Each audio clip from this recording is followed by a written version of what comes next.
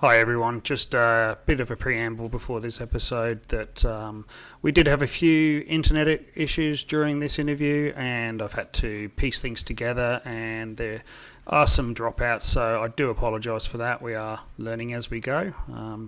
And then also in regards to this episode, we are discussing suicide as part of our RUOK Day, and we do get into some details, so please bear that in mind. Thanks for joining on with the show. Hey everyone, welcome back to another episode of Beyond the Call. Today it's my great pleasure to introduce Anita Hogan. Anita is 46 and living in southeast Queensland. What's your current position, Anita? So I'm living in Burpengary East. Yep. And what about work-wise? What do you do at the moment? So I guess you'd say I'm semi-retired. So I have some medical conditions through DVA. I'm just doing a few sort of ad hoc things with the university, a little bit with the study they're doing. But apart from that, I'm pretty much retired. So yep. I'm enjoying that as much as I can. Awesome. All right. Well, we're going to go through basically, your journey and what we've learned along the way. So tell me about your family. Tell me about your childhood. Wow. So I grew up with 6 brothers and sisters. So I grew up in Melbourne, pretty normal childhood in the late 70s. I enjoyed school. I was volunteering as well whilst I was at school, some jobs as normal teenagers do. I was in St John Ambulance, which is something that I really enjoyed, and I loved the mentorship in that. I recently actually met up with them so I hadn't really seen them in 30 odd years. So when I was down in Melbourne recently, that was really quite exciting. So it was really good. It was just like old days. Yeah. And I had 3 jobs whilst I was interested in joining the Navy. So I went to recruiting, I think I was about 15 and a half. And then I joined when I was 16. So okay. What drew you towards the Navy? I think I'd seen a lot of recruiting advertising. I had an uncle that was a pilot. He was one of the roulettes as well. So I was always interested in defence, but there was just something about Navy that seemed a lot softer than the other services. Yep. It just seemed more interesting to me. Yep. Yep. And what did you do? What did you end up doing in the Navy? So when I joined, when you joined the Navy at that time, you knew what job that you have, what rate you'd be. So at the time, I was a dental assistant, so I did the training for that. So as you might know or might not know, a lot of the defence training is quite condensed. So what you would have out in civilian life is really compacted into a smaller amount of time. So I did my initial training at recruit school, and then I went to Air Force RAF Wagga. Yep. So I did training with Air Force and the Army as well. And I did that for 10 years. And then I got out. So I've always loved the Navy. I still do things with the Navy when I can. Yeah, that was going to be my next question. Was it good times?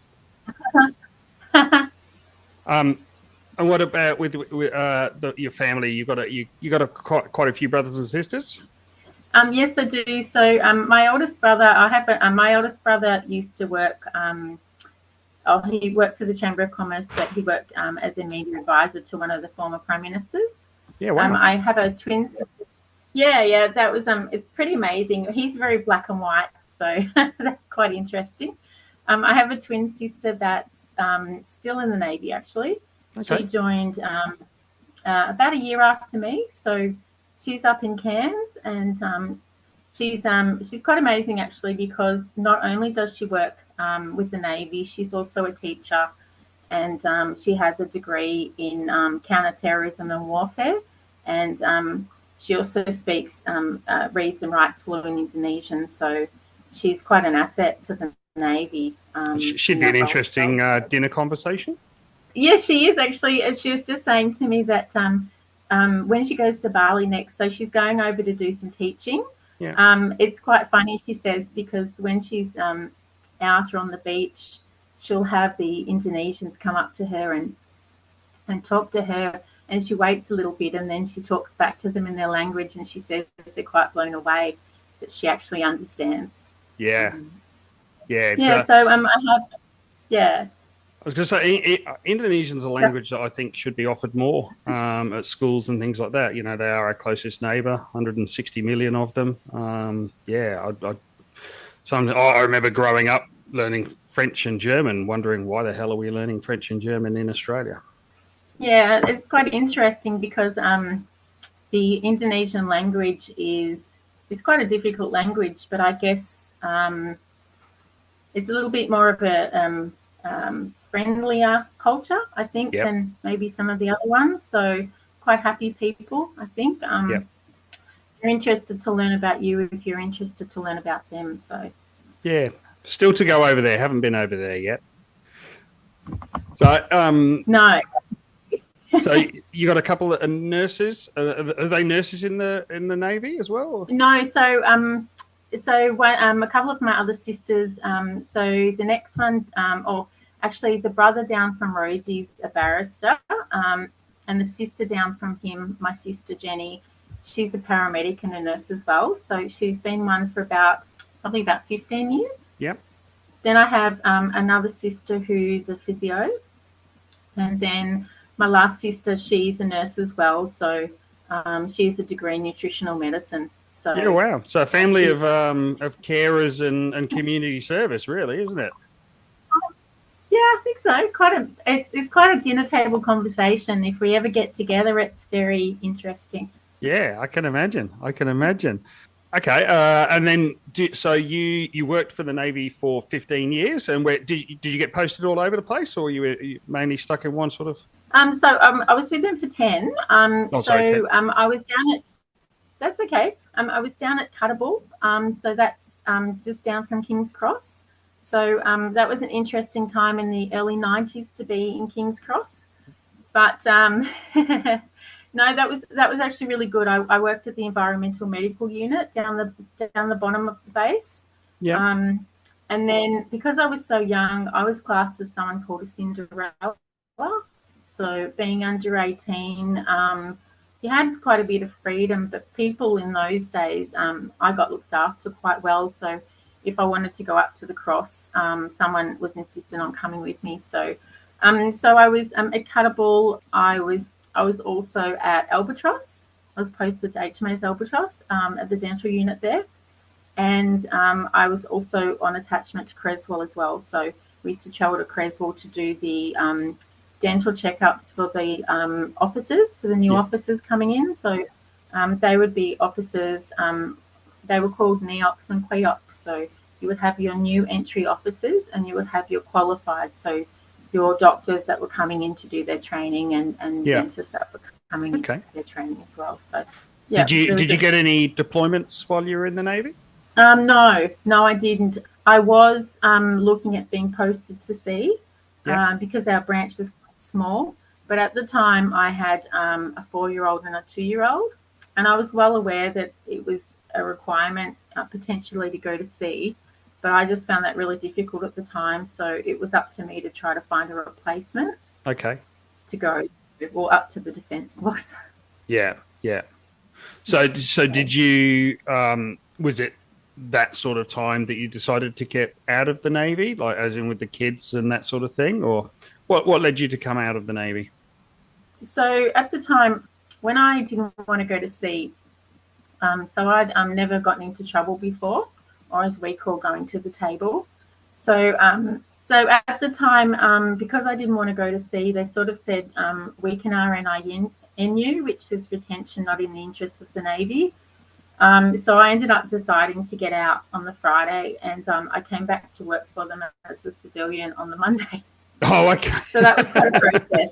But yeah, look, at the time when you got out of the Defence Force, then there really wasn't any transition.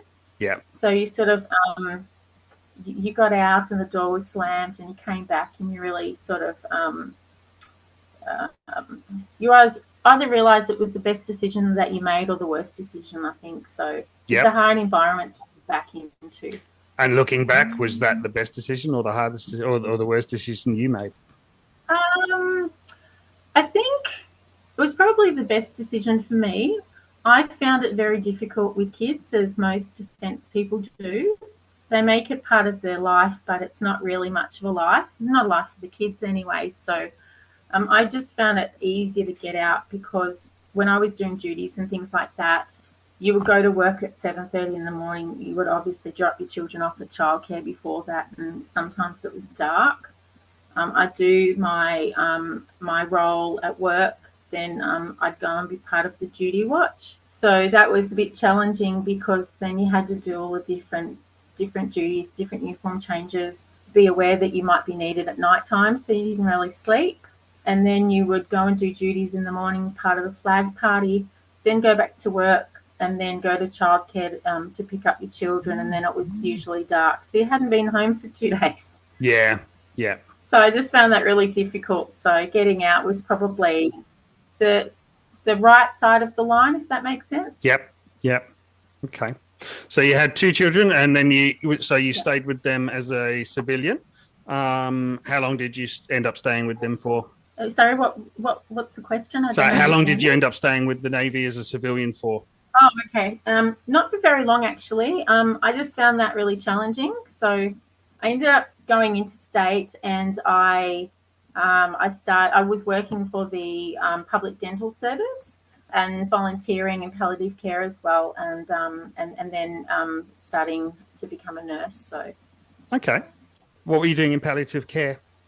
So I was volunteering at the hospice that they had behind the dental, behind the building. There were a group of government buildings just up from Launceston General Hospital. Yep. So I volunteered at the hospice there whilst I studied my nursing. So yeah, that was pretty interesting, very humbling. What's your thoughts on palliative care? Is it something? I think it's an absolutely beautiful sector. I was privileged enough to go to the Oceania palliative care conference last year, and it was it was eye-opening. It was everyone was there for the right reasons. It was a beautiful sector. The only sort of bugbear or controversy was the discussions over voluntary assisted dying. It just came into New South Wales last year.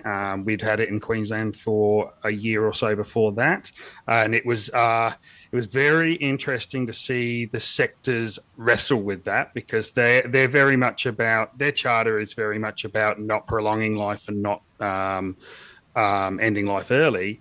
We just had a little technical error. So, sorry, I just said that, their charter was not to hasten life and not to end life early. And the application of voluntary assisted dying obviously hastens life.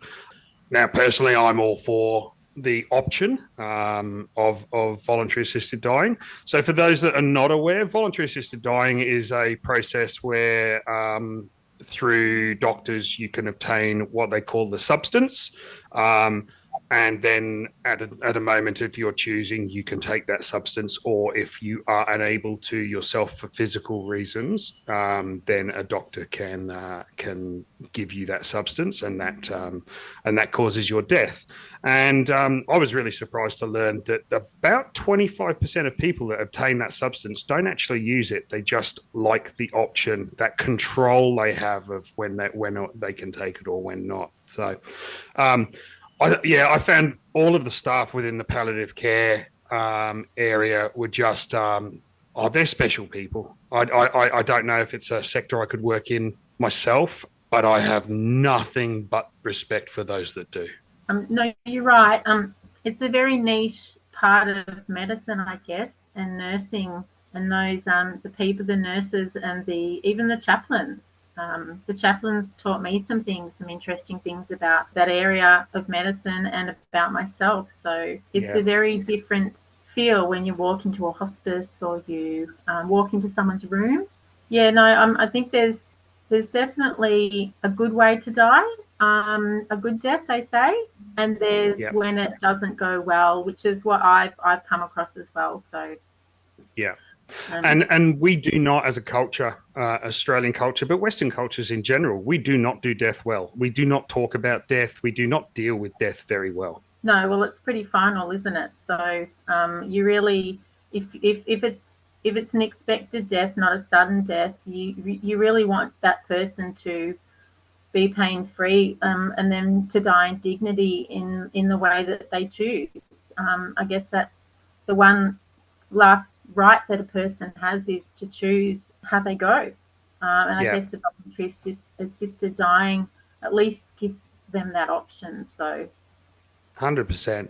But I don't think we even deal with the thought of death very well. Like, we don't deal with conversations with our families very well about death. When we're young, we don't talk about our deaths and plan for our deaths and plan for our organ donations and things like that. I think as a culture, we've got a lot to learn from a lot of other cultures that they have these these passages and these traditions of passing, whereas I don't think we do it.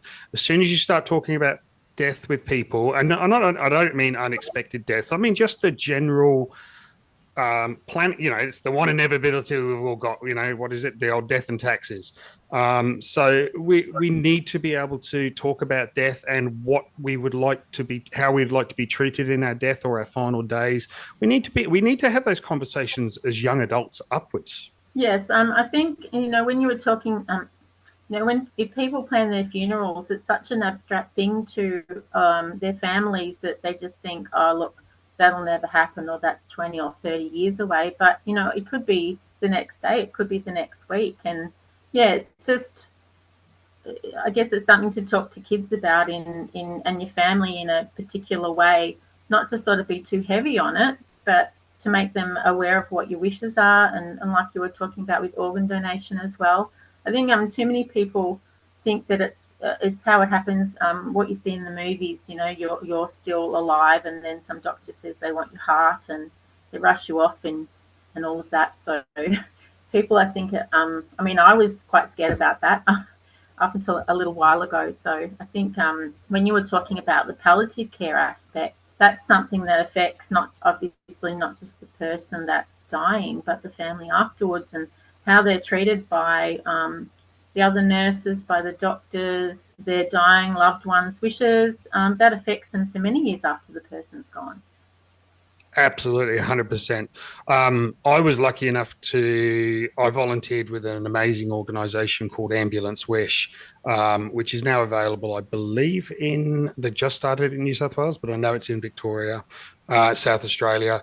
And as a paramedic, we used to assist and volunteer with them, where we would help people in palliative care get their last wish. And we did some amazing things. We took people to a Cowboys game. We've taken people to the beach. Various things. Taking people home so they can have a final morning tea, things like that. Absolutely beautiful memories. Really, a real roller coaster of emotions, because there's the gratefulness and the appreciation of being present in that moment. But then there's times when you can see various people, including the patient themselves, having those realizations that this is their final time.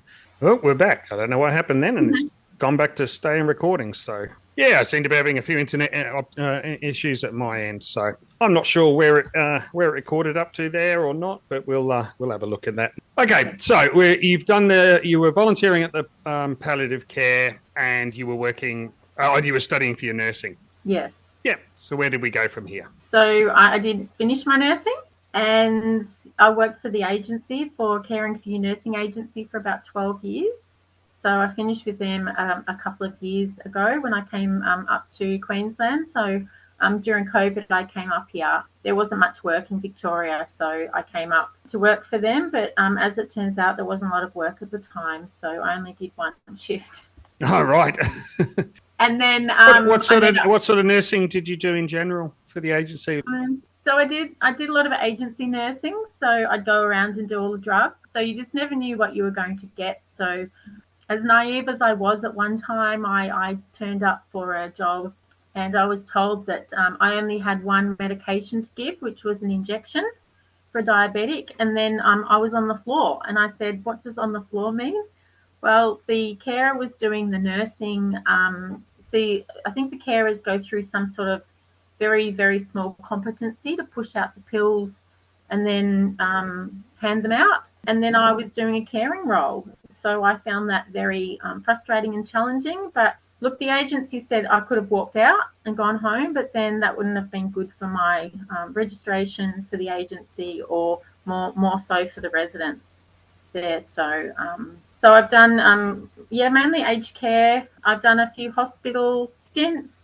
One in particular that was really cool was the one I'd spoken to you about, that I needed to walk down to the corridor to open the door for the undertakers, and I saw a lady slipping off her chair in one of the rooms I went past, and her son ended up seeing my tattoo and then asking me if I would be interested to talk on radio about veterans and Anzac Day and things like that. So it's, one door opens and it sort of leads you down the path of something else. So yeah, I've done sort of a little bit of everything when it comes to agency nursing, because you just don't know what the job involves until you get there quite often.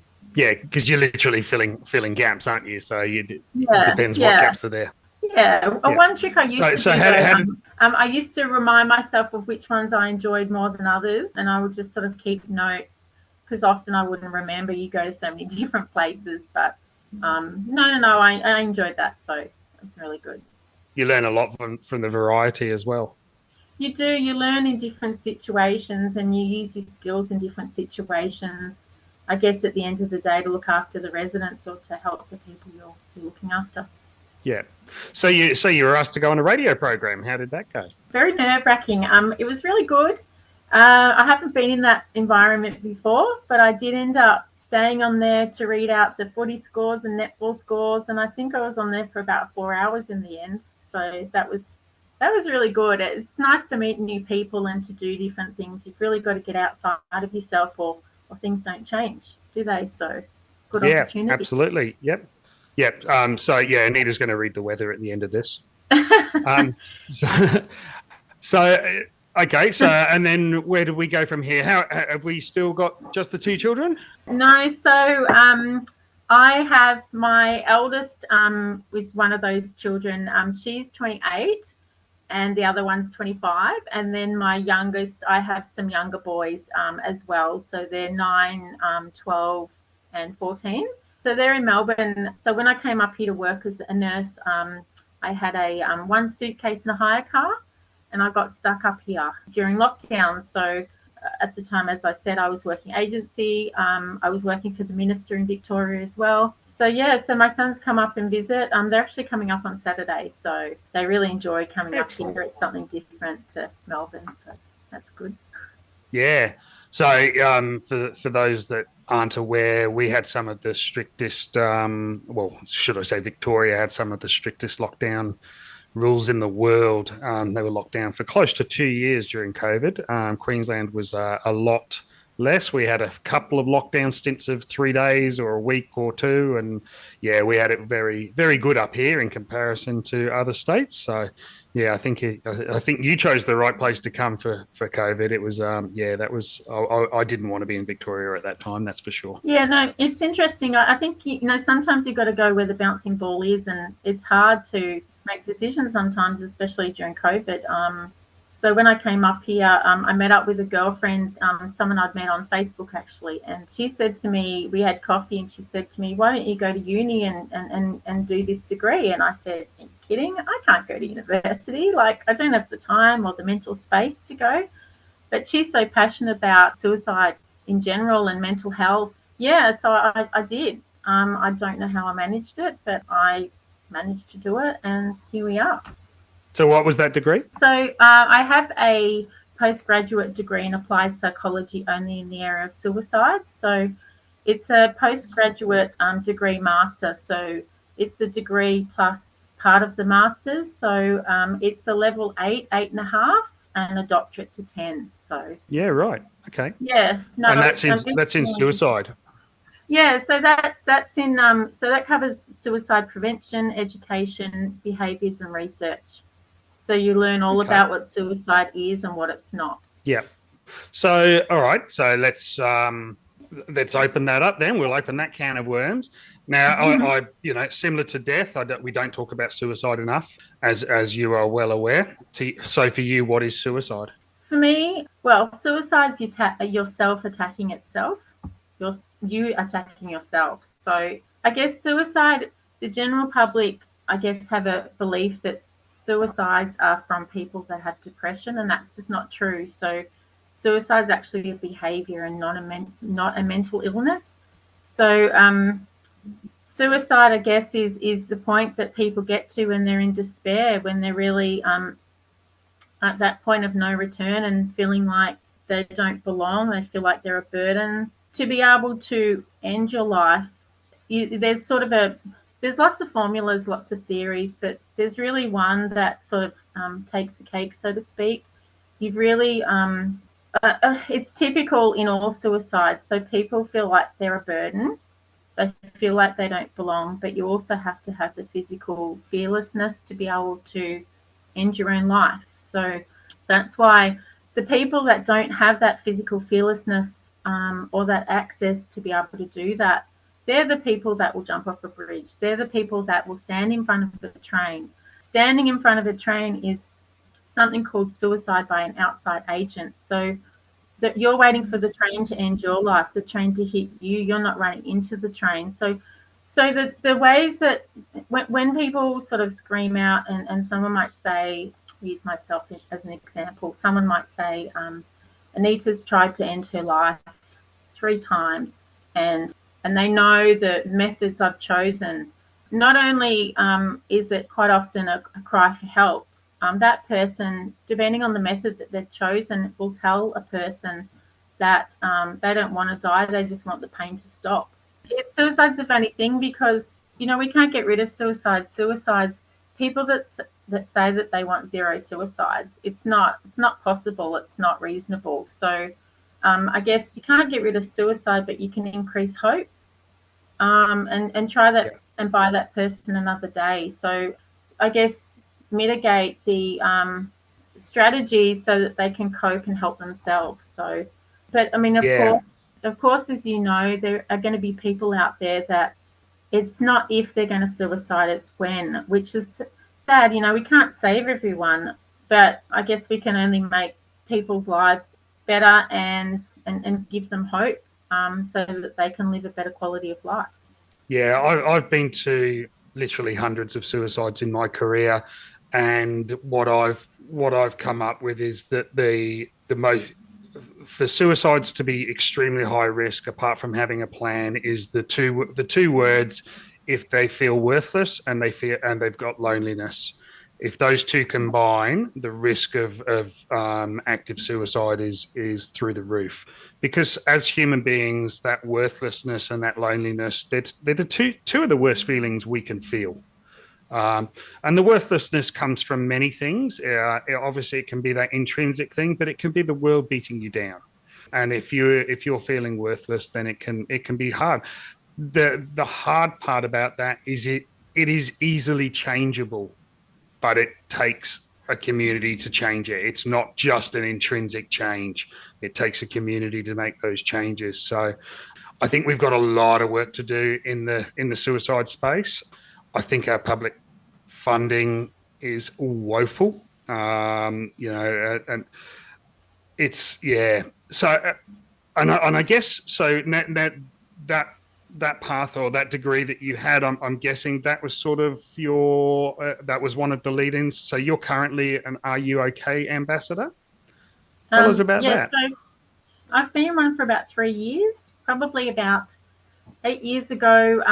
So I was involved as an RSL volunteer, putting things together for families. We did a family day, and I had an RUOK ambassador come and talk at that. So I've always been really interested in the message, and I got the opportunity about 3 years ago to become an ambassador. So that process was not just applying, but having an interview, going through the sort of internship, I guess.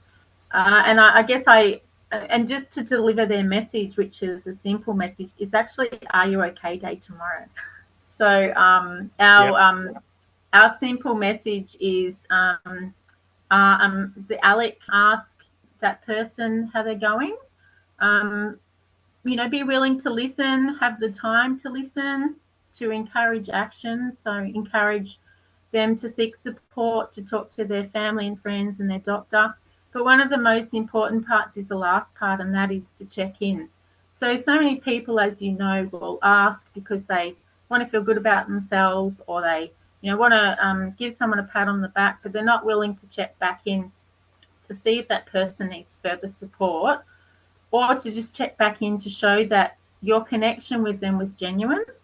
So I think that's a really important part, because, as you know, so many people assume lots of things. They assume someone's okay. They don't ask, or they assume that they want, a meal brought around or something like that. But what most people want is just someone to genuinely ask, what they need, if they're okay, just to support. And that was probably something that was part of that COVID lockdown, the loneliness as well. People felt really isolated then, didn't they? So absolutely. Yeah. So we're the most connected and disconnected that society has ever been. Social media and all that sort of stuff, the internet. But most people don't physically talk to each other; they'll text each other. Yeah, and I think people are quite afraid that if that person does say they're not okay, that person's like, oh, geez, what do I do? Or I shouldn't have asked, or that sort of a thing. But I guess they don't often think that if they were in that person's shoes, how would they feel and what would they want? So. Yeah, look, I can say firsthand. When I went through a bad stage last year with my PTSD, and there was a number of people that reached out to me regularly, and sometimes I would answer the phone, sometimes I wouldn't answer the phone. One of the symptoms of PTSD is what's called anhedonia, where you withdraw from those social things and the things that you enjoy, and you don't even know you're doing it. So the people that helped me the most were the ones that didn't give in, the ones that kept checking in, the ones that kept making the phone calls. And if I didn't answer after a few times, then I would get a message saying, hey, dickhead, answer the phone. And that was the slap in the face to say, okay, I'm withdrawing. Because you don't know you're doing it. No, and I think if someone like yourself seems, you seem like a quiet man, but you also seem quite lively and you enjoy that interaction. So I think, if you become withdrawn, or if a person becomes withdrawn and quiet, then if that's out of character for that person, then there's something wrong. But it's great that you've got friends that just wouldn't give up and sort of knew how they could get to you and basically gave you no option, but unless you answered them, they'd keep going. Yep. And that's what really it was magical, and I've thanked them, and I still tell them to this day to keep doing the same thing, because you do have relapses, you have depression, you have stages where you do withdraw. And it's okay to do that for a little while, but it can be a slippery slope that you can't stop yourself sliding down. So they are, we've had those discussions that if I say no to go fishing a few times, then next time challenge me on it, because it's probably not genuine, the reasons I'm not going. I know when I go, I love it, but part of the condition is that you stop doing the things that you love, and that makes you clinically worse, not better.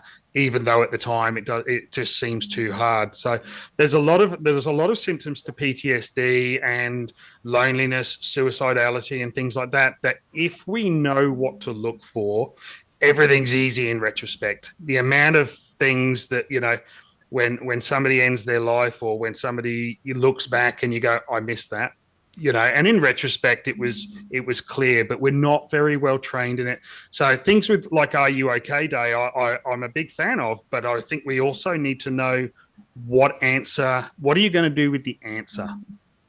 Yeah. That's, I think you might have, someone was talking to me about that the other day, and I guess you can only encourage that person to seek help themselves, or to seek support themselves. I like the word support over help. And that's where it sort of starts, whether it's you offering, some people might need someone to offer to come with them. if they're going to visit their doctor. They might even, you could even say to someone, Peter, would you like me to sit next to you while you make this phone call, or you reach out to a friend? Because often, you have that shame. The more that you say no, the more that you feel shame. If I reach out, are they going to be angry at me? Are they going to have a go at me? And your world gets, as you were talking about, and I know myself, your world gets smaller and smaller.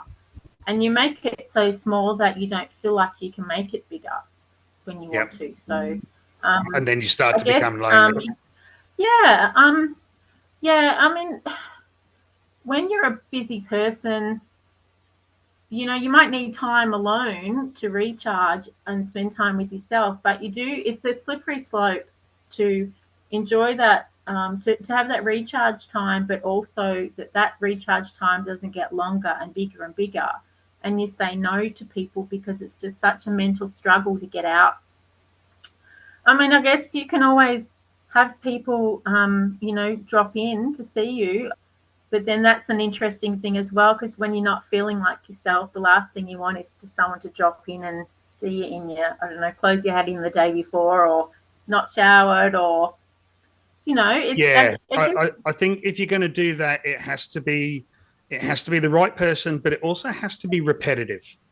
I think you have to, the first time you do it, you might get rejected. But if you do it again, and you do it again, and you're consistent, and you're showing that person, hey, I'm here whether you want me here or not. I can be your person that can help you through this. I think that gives them a real, even if on the outside they're annoyed or pissed off, on the inside they are absorbing some of that. Yeah, and it's important, I guess, that like you were saying, that person or these people create, I guess, a habit of, or something that you know what to expect. But it's important as well that through people making the effort for you, that you make the effort for yourself, that you create new habits, even a small routine. Something I learned about in my degree was something called behavioral sequencing. So changing the way that you do things so that you are creating new habits. It's one thing for experts to say, call this number, go and have a bath, go to hospital in a crisis, but you don't want it to get to that point. You want to be able to look at the sorts of things that you like to do to de-stress, the things that you do to help you cope, and then graduate that. Like if you're thinking of a ladder, if you can picture a ladder, you're creating coping strategies for yourself, things that you like to do that help you to de-stress, calm you down, whether it's, calling a mate, watching a series of shows that you like, someone that you can call, having a mate that you can call at 2 a.m. in the morning, if you're really stressed. And then, doing that inner work. And then if that's not working for you, also seeking support outside, whether it be a support line, talking to your doctor as well. And hopefully doing those sorts of things will prevent you getting to that crisis where you do turn up to emergency and you say, look, I'm thinking of ending my life. I want you to, essentially, I want you to stop me, or I can't stop myself. So that's when I guess people need to be in hospital, because, most people don't want to die. They just want the pain to stop. Absolutely. Yep. I know that crisis list that you talked about. I have one myself. I've done it, and we did it as part of our trauma course. So I have and it's written down, and it's written down in a place where if I am in a bad place where I'm just, I've been fortunate that I've never been suicidal, but I've been in a very, very deep depression and a very dark place. So I have this list, and they are my things, like you said, to break that cycle. That might just be something that in the moment, unless you see it written down, you're like, okay, yeah, I should do that. I'll give that a go. If that didn't work, this is my step 2. This is my step 3. And eventually it will be call somebody and say, I need help, or call whoever, whatever it may be, whether it be someone like Lifeline or 000 or whatever the case. So having that written down is a really important tool. Really important tool. And you can also give a copy of that to some of your mates. You can, have take a photo of it and put it on your phone as well. Because, in times of stress, as you can't think logically. You can't think, oh, what do I like? What can I do? How can I change the situation? And I guess it's all about if you do something different. One example we were doing was if a person wants to end their life and is sitting there with a firearm, and every time they turn this show on, they put the firearm in their mouth to end their life. Saying to somebody, well, what if when the show, you need to go to the toilet, why don't you put the gun in the drawer? Why don't you close the drawer? Why don't you do something different? What would it look like if you did this instead of this? So what I'm trying to say is getting that person to think for themselves, to find solutions for themselves rather than someone else telling them what they think they should do. So yes, letting their cognitive brain take over in that moment of danger. Yeah, and I guess helping you to find solutions for your own thought. Yep. But what you were saying about your mates not giving up on you is really important as well.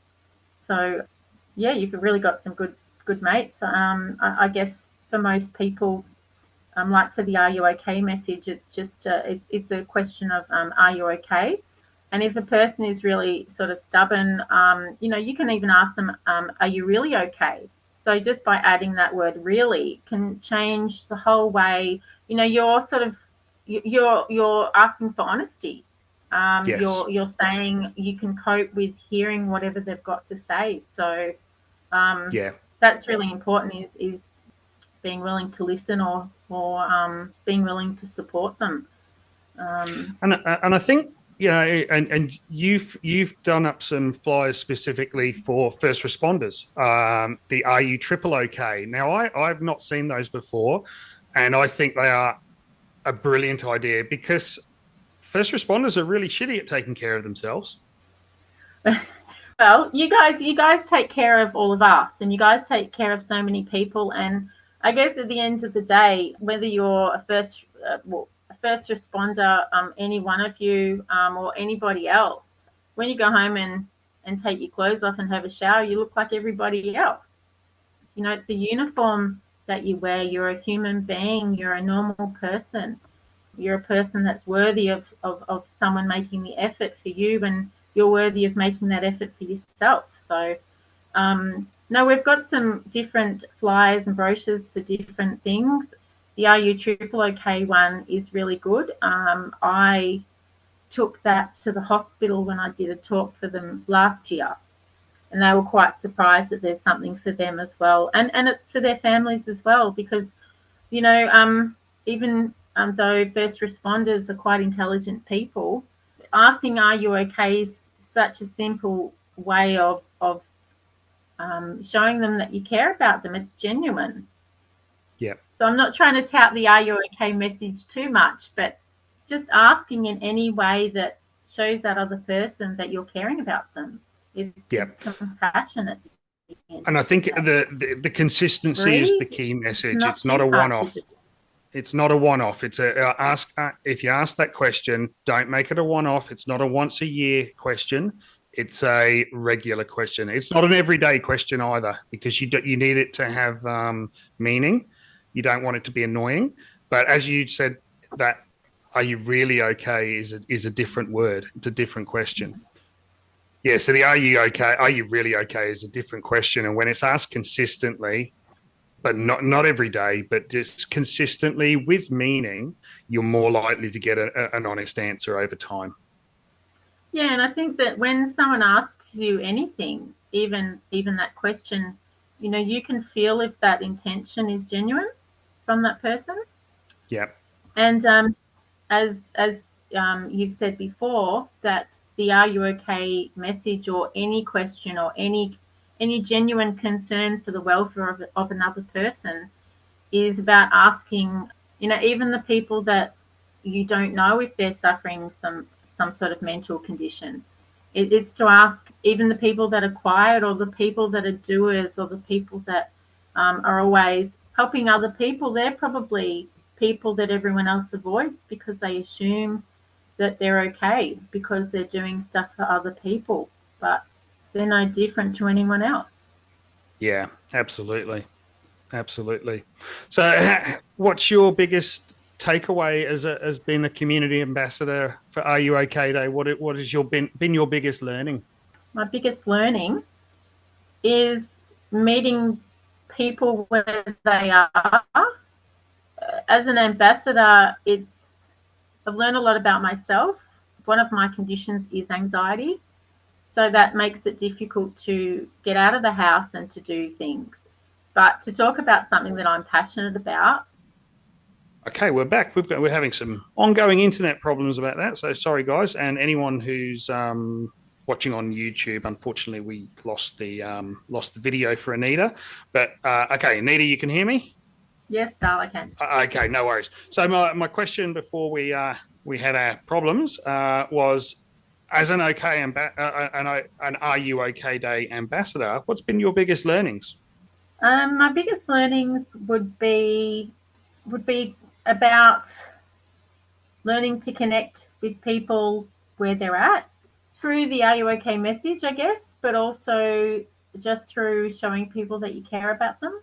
Yep. I think my biggest learnings are understanding people a lot more, making sure that I'm providing the support for them, I'm providing the education for them, and just really making sure that I'm available, I guess, for those that I'm in a well enough space, and I'm available for those that I love and care about, my friends and family. Yep. That I'm a good person. I know I'm a good person, but that the values that I have, I try to offer them to other people in the best way possible. So the Are You OK message is all about thinking of other people, I guess, before yourself. Making sure that you're in the right headspace, but making sure that you are compassionate towards other people. Being genuine, reading them, and working out that if someone says something to you and you're sort of a bit unsure if they're okay or not, then you can ask that question, are you okay, or how's things going, or is there anything I can do for you? So I guess not assuming and just showing people interest. I think that's really important. That's what I've learned.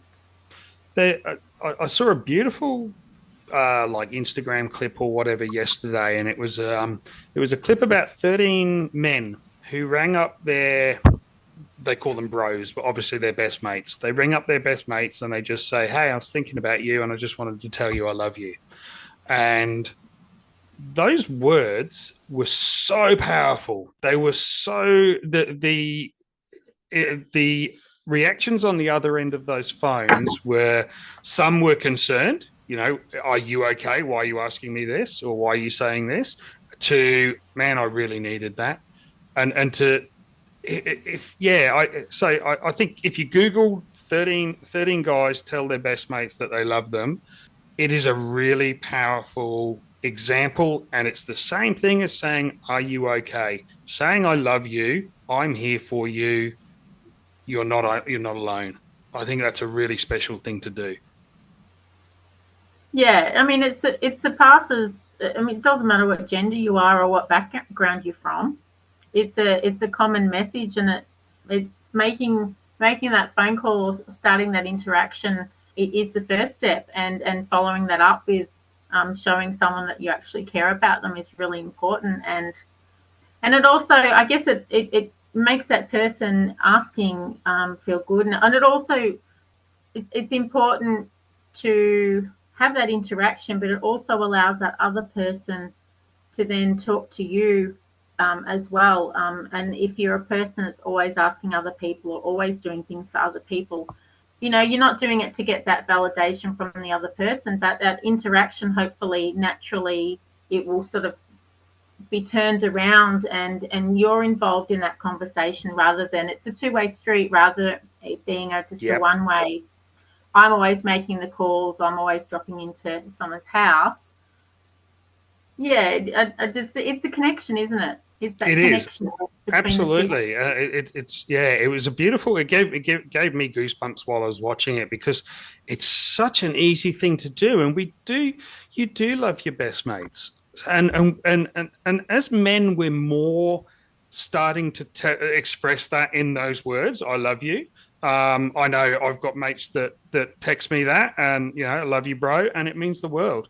So it is. It's about that meaning. It's about that connection. Now, the one piece of advice I would give as a supporter, this is from me being a patient, for want of the better term. The advice I'll give is, be careful when you are asking, are they okay? Because what we become experts at is deflecting. We become brilliant at saying, we're good, how are you? And then making a conversation all about you. Because we don't want to look at a mirror. So just be aware of that people with depression, severe depression, people with PTSD and going through some mental health issues do become bloody good at deflecting, because that way we're talking about you and not us. Yeah, no, that's really interesting. And I think if you're in a good place yourself, when you make that connection, have that conversation or that interaction with that person, you probably hopefully you're a lot more present, so that you're able to detect that and sort of work out and get to the crux. And the reason why you're making the phone call, or that interaction, or stopping off at that person's house that hasn't answered their phone or hasn't turned up to work. Yep. It can be, as I've said to people, it can be as simple or as difficult as a person not turning up to work, that can't afford the fuel in their car. Yep. And making that phone call and asking them, how they're going and what they need. A lot of people might be embarrassed to say that, but I guess at least you're showing that person that you're caring about them, and you might be able to help them out. You might be able to direct them where they can go, but it's reaching out so they can reach out themselves to seek support. But it's also really important, because I know as a ex-service person myself, I'm a little bit stubborn. I have a hard time reaching out. It's not just the reaching out, it's accepting the support. Yeah. You can be offered support, but you have to be in a place that you're willing and able to accept it. So that's something that's really important as well. And there's really no shame in asking for support, seeking support. And I think if you are that person's support person, where you go to them with to this support meetings or help with the phone calls and things like that, some of the time you can be there just to say to them, it's okay. It's okay to say yes. It's okay to say I need help. And if they, if you might not be in the financial position to help your friend or colleague or whoever it may be, but there are plenty of places that do offer help. And if you are if you're that person, that shoulder next to them, then it might be the difference between them accepting help and not accepting help. Yeah, look, that's really important, because, things like suicide, it's not just from people that might have depression or anxiety or other mental health. It's also when people are in crisis. That's a misconception about suicide, that, I didn't know Anita was suicidal. She didn't seem depressed. Well, I might have had depression. I do have depression, but it might not be someone that's diagnosed with any mental health concerns. It might be a crisis. That person might have no money to put fuel in their car to turn up to work. They may have had their sister diagnosed with breast cancer, and something else happened. It's a whole series of crises, usually in a short amount of time, that pushes that person over the edge. So you are able to help with something as small as whether it be you're the mate that might help out with fuel or direct that person. That can take the stress out of a very stressful situation that may mean the difference between that person living or choosing to end their life. And if they're given the opportunity in that really bad space that they might be in, they might be feeling fairly well at 9:45 in the morning. Yet 10 o'clock, something happens, something triggers them, and at 10:05 they feel suicidal. And if they've got that opportunity to end their own life, they might do that. And it's just, that phone call or that interaction or dropping by, just taking some bricks off their shoulders can really make the difference. And that person might not ever think about suicide again. It's just meeting that person where they're at and asking them what they need, not what you think they should do or what you think they should need. It's just, look, for some people it can be really simple. For myself, it's, it can be a really simple thing. So, that old adage of, go up the pub and have a beer or go and have a bath, that person might not even have a bath. That person might not even drink. It's doing something with that person that that they like, or asking them, what do you like to do? Would you like to come out for a cup of coffee? I'll buy you a cup of coffee. Or would you like me to drop into your house? Yep. That, it's something that profound, that simple. Yep. And consistent. Consistency is the key. Yeah, and because we all know, I remember being in Kmart recently, and you see the sort of groups of managerial type looking people. They walk past you and they say, how's it going? And by the time they finish their sentence, they're already 3, 4, 5 meters past you. Yeah. And I think you aren't even interested in the answer. Yeah. Why are you asking me? So it's just making the effort, not assuming, and just putting in a bit of effort yourself can make the difference for another person. Yeah. And as you said at the very beginning, don't just ask the question, listen to the answer.